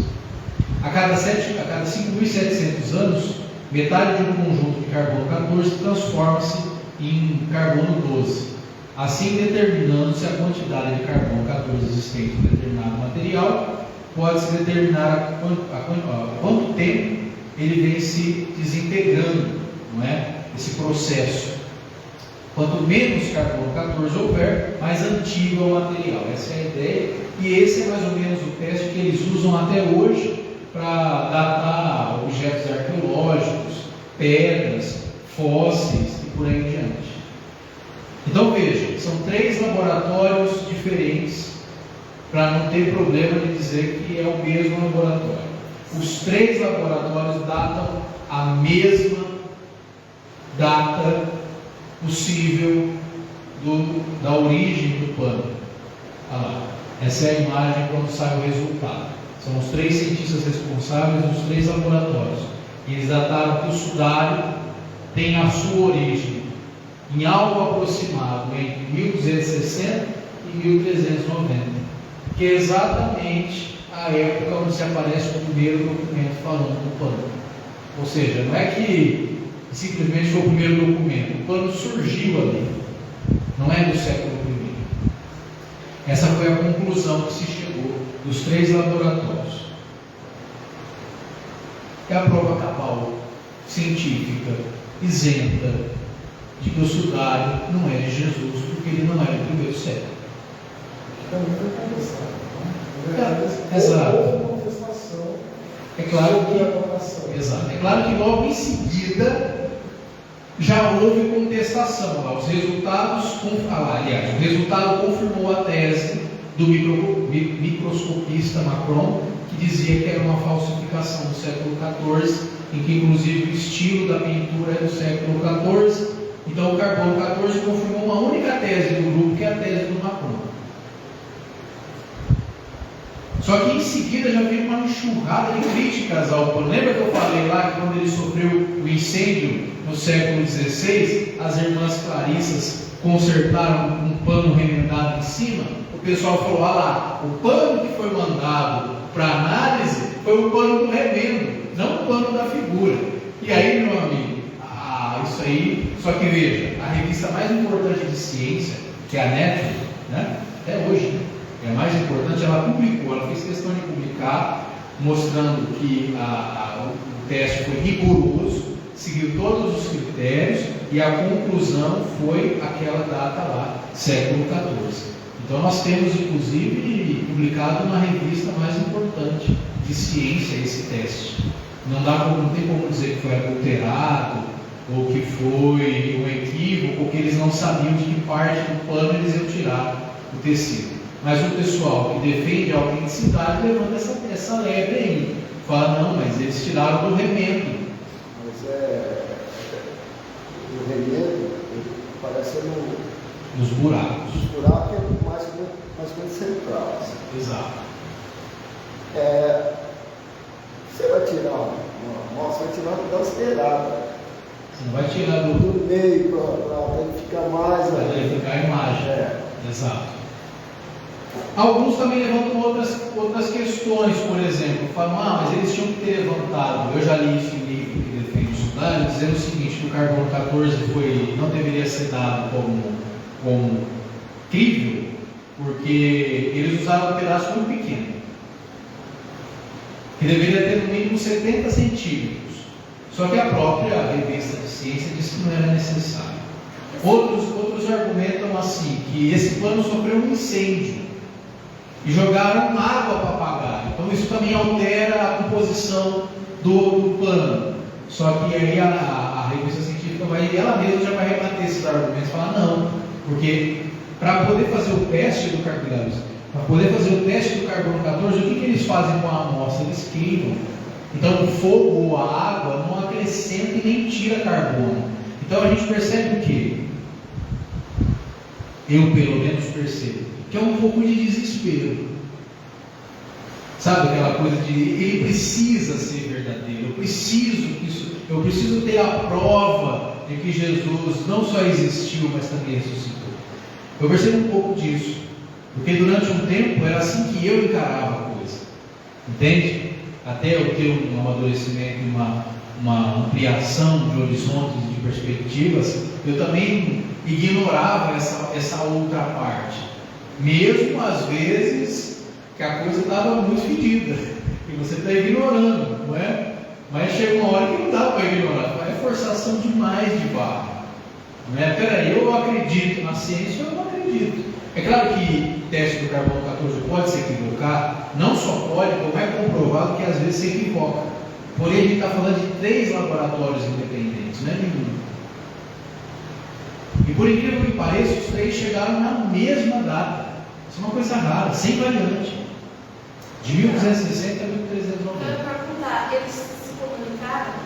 Houve uma comunicação entre eles ou foi assim? Você faz, sem uma prévia. Aí eu já não sei, mas para isso Porque ser. assim, o que eu penso? A ciência, como a religião, tudo é feito pelos homens. Ah, sim. Todos os homens são falhos, todos os homens têm seus interesses. Claro. A ciência também tem o interesse dela, né? Sim. Então, assim, eu não sei se houve uma comunicação entre eles. Ah, mas aí, Aline, eu acho que a gente já entra numa teoria da conspiração, né? Não, é que eu não acredito, porque assim... Mas, ó, mas eu vou te colocar eu entendi o que você quer dizer, mas vamos pensar o que é mais fácil. Vamos pensar o que é mais fácil. É mais fácil que os laboratórios tenham se comunicado numa tentativa de provar que o estudar era falso?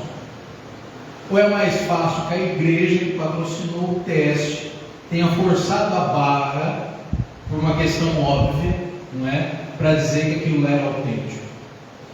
O que é mais crível, digamos assim, de tentar ser fajuto, de tentar manipular a situação? A ciência, os laboratórios, a revista científica mais importante do mundo ou a instituição igreja?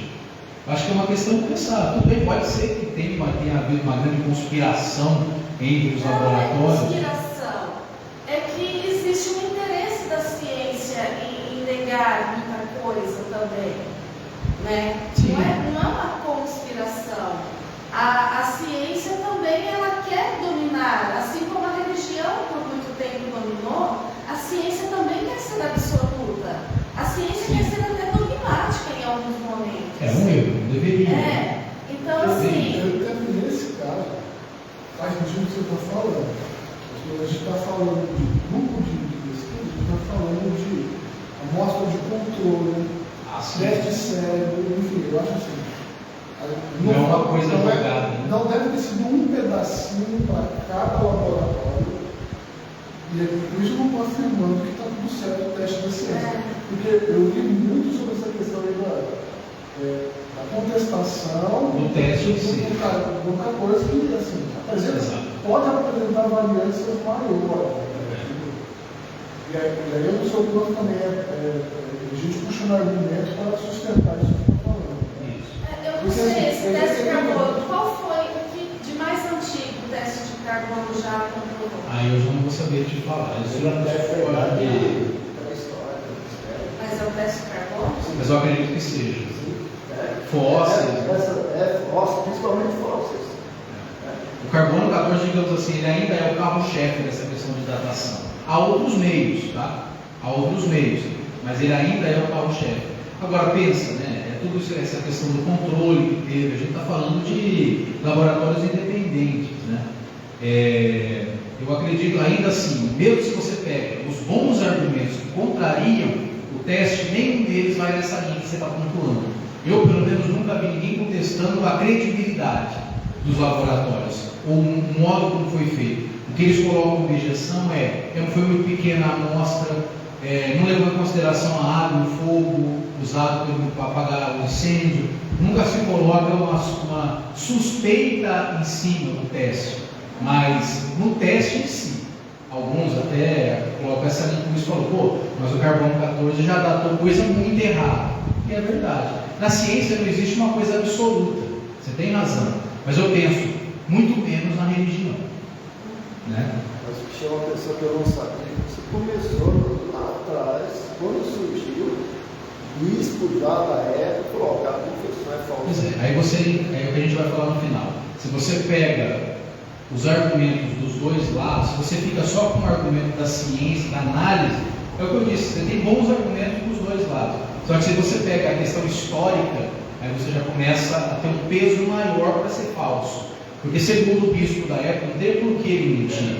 Até porque era interessante para ele também, não ter ali uma relíquia autêntica, mas ele disse que ele ouviu a confissão do pintor, entende? E ele fez uma carta para o Papa, dizendo, olha, é falso, a gente não pode deixar as pessoas serem enganadas.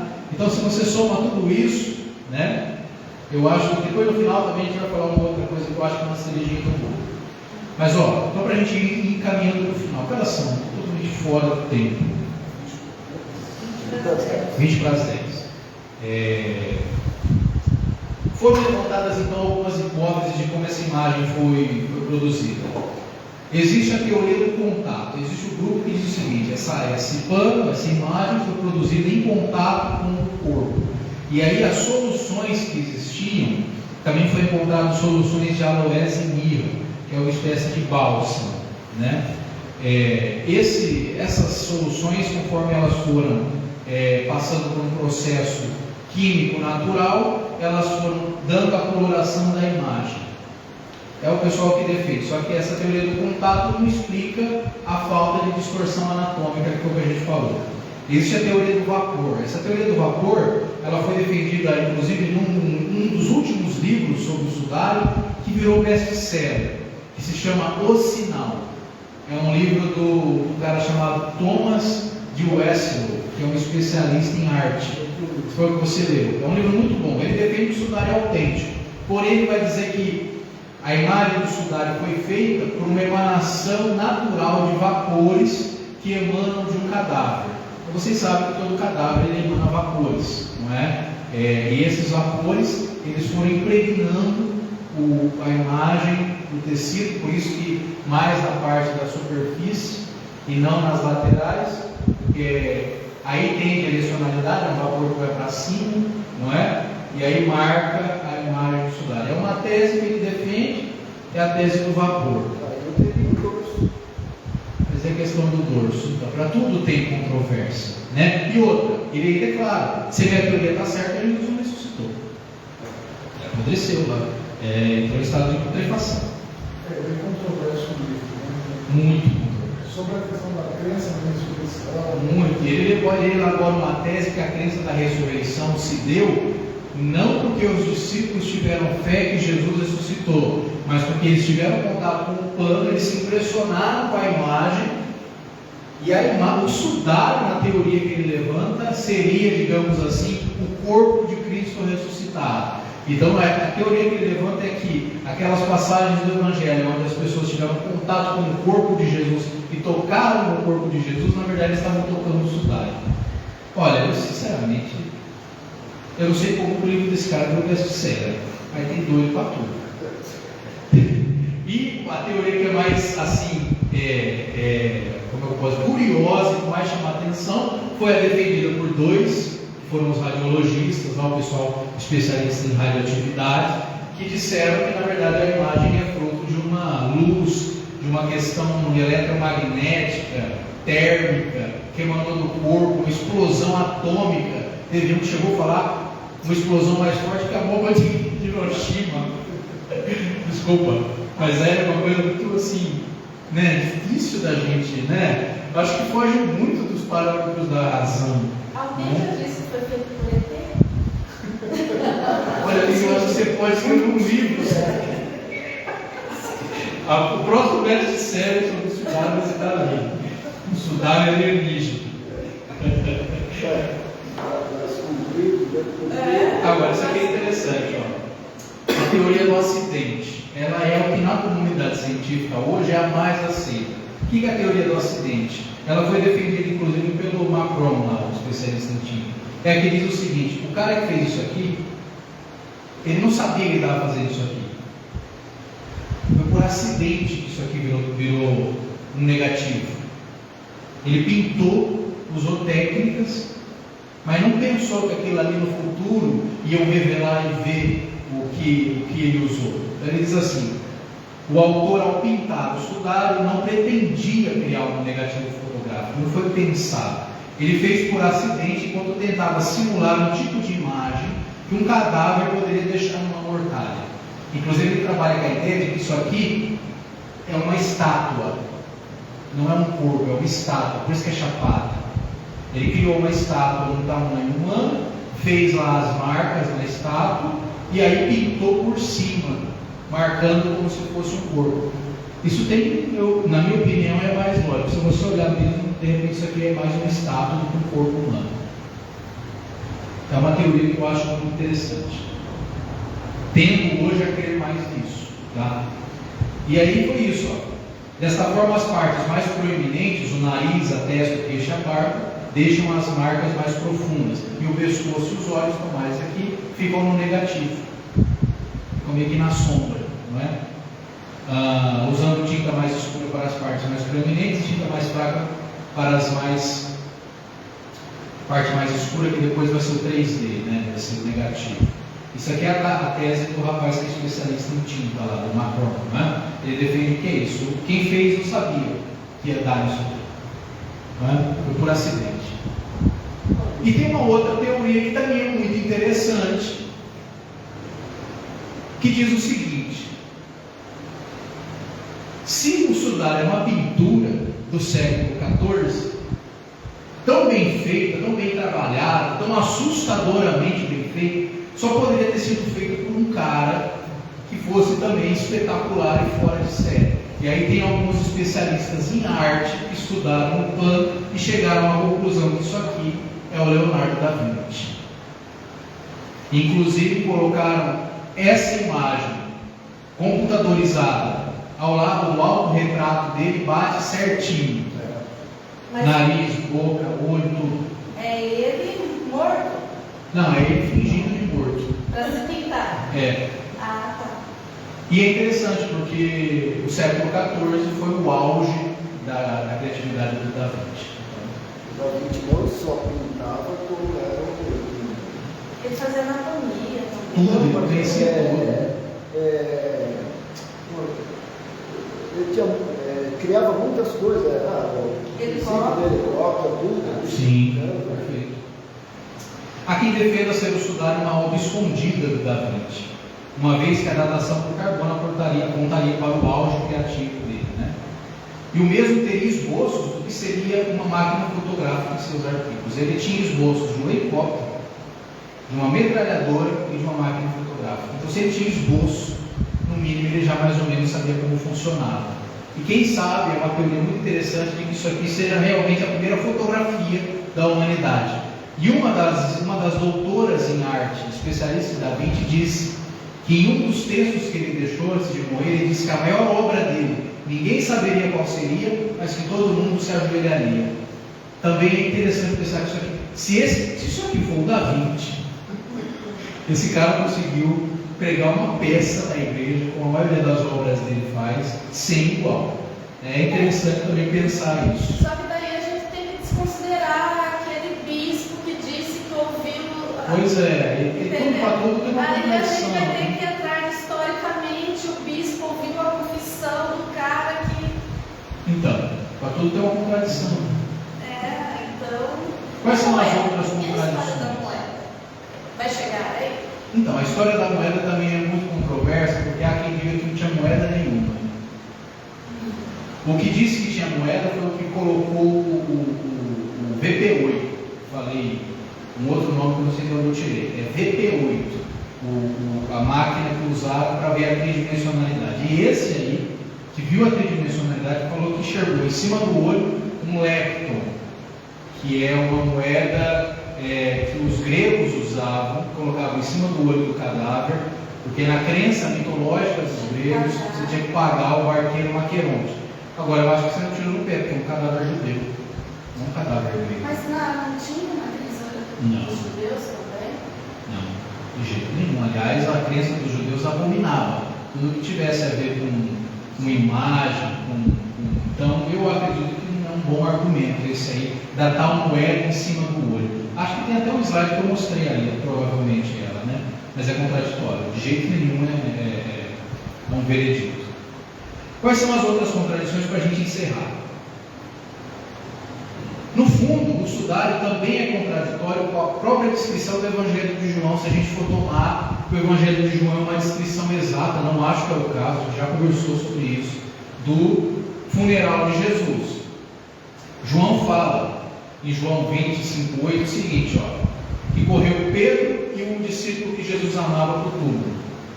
Eles se inclinaram e viram panos no chão. O sudário é uma peça única. No Evangelho fala que existiam panos. O que estava sobre a cabeça, lá, viu também no sudário que estava sobre a cabeça de Jesus, e o outro pano que estava enrolado, que enrolava o corpo, estava num lugar à parte. Então o Evangelho fala de dois panos diferentes, o sudário é um pano único. Então eu, na minha opinião, não que a gente tem que dar crédito para o Evangelho de João. A gente já conversou sobre isso, né? Mas se for pegar, dizer o seguinte, não, é realmente fiel, o sudário é fiel à descrição do Evangelho, tem essa contradição aí. E outras, por exemplo, embora haja uma certa correspondência entre o sudário e as narrativas do Evangelho, a questão dos açoites, na coroa de espinho, na lança, etc., sabemos que historicamente, e isso eu falo exaustivamente no meu livro, a gente falou aqui demoradamente no dia da palestra sobre a Semana Santa, historicamente falando, é muito pouco crível pensar que Jesus teve um sepultamento. Por quê? Porque a maioria dos cadáveres dos crucificados tinham que permanecer na cruz, ser comido e devorado por animais carniceiros, ou quando não, jogados numa vala comum, na Giena, que era onde em Jerusalém se queimava o lixo da cidade.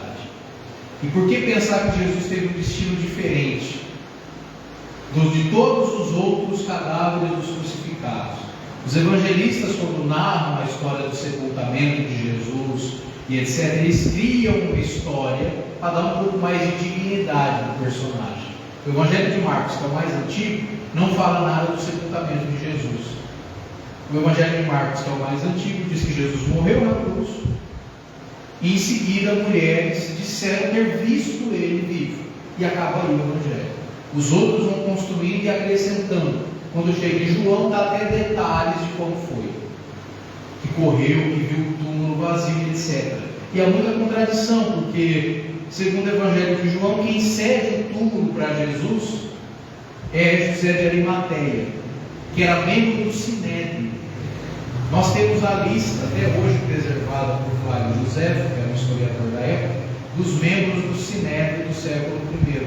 Não existe nenhum José de Arimateia lá. E diz que o túmulo dele era um túmulo novo, cravado na rocha, no Gólgota. O Gólgota, que é o lugar onde Jesus foi crucificado, já foi exaustivamente escavado pelos arqueólogos, e nunca acharam nenhum túmulo lá.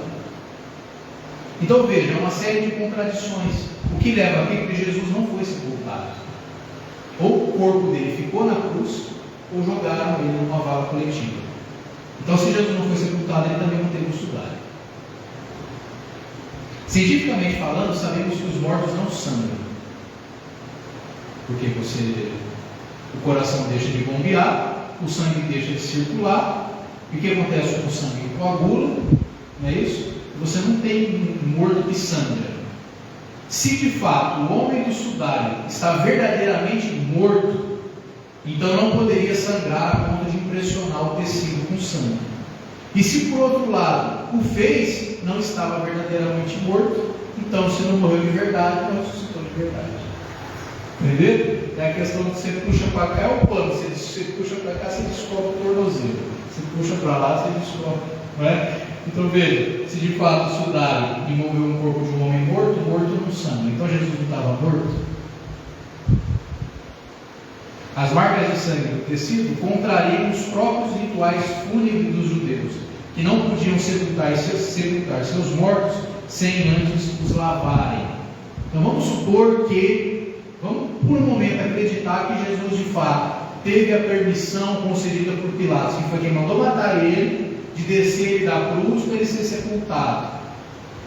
Na tradição fúnebre dos judeus, eles tinham que limpar o corpo, lavar o corpo. E não aconteceu isso. A questão da moeda é cultura grega, não judaica. Então contraria o próprio ritual fúnebre dos judeus. Aliás, essa questão de túmulo era para rico. Pobre não tinha túmulo. E Jesus era pobre.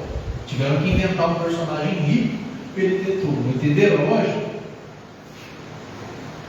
E é isso, pessoal. Eu acho que assim, deu para ter uma visão assim, bem ampla, eu acredito. É claro que a gente poderia ficar aqui ainda até meia-noite, por exemplo, essa parte que eu acho muito interessante, só vou passar rapidamente, são os retratos de Cristo no decorrer da história. Olha aqui, as primeiras imagens de Jesus, que são dos séculos 2 e 3, mostram Jesus sem barba. Olha aí.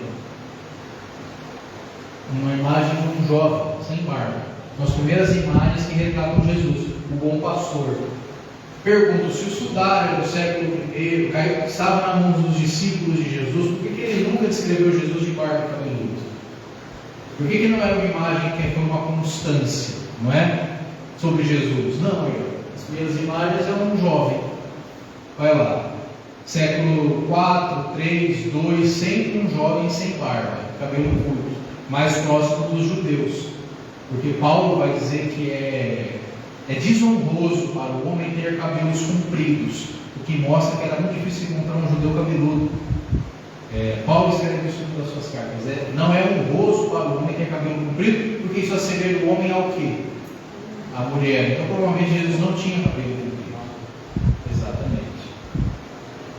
Jesus começa a ter barba, olha aí, demorou muitos séculos e séculos para Jesus começar a ser retratado com barba. Só lá no século VI Jesus foi começar a ter barba e cabelo comprido. Está vendo?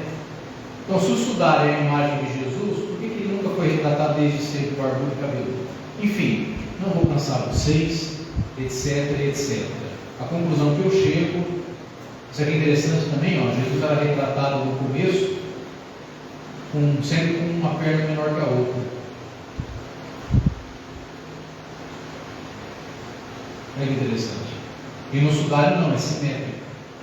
A teoria de que Jesus provavelmente era manco, né? Tem algumas historiadores que defendem isso. Mas enfim, isso é baseado em pinturas de séculos, né? Não quer dizer nada. Isso aqui é só para a gente poder encerrar. Então eu queria dizer para vocês o quê? Não acreditem em nada do que eu falei hoje. Nada. Estudem, pesquisem, vejam documentários, leiam e cheguem às suas próprias conclusões. Aqui eu cheguei a que o sudário é feito. Obrigado.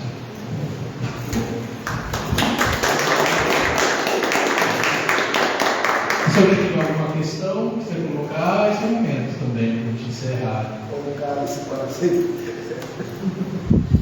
Foi interessante ter a linha aqui hoje, gente. Foi interessante. Alguém tem alguma dúvida? Luiz? Lucas? Rondon? Celso? Luz? Fake news. Fake news. As fake news são de hoje. Né? Ó, depois vocês chegam perto aqui para vocês darem uma olhadinha.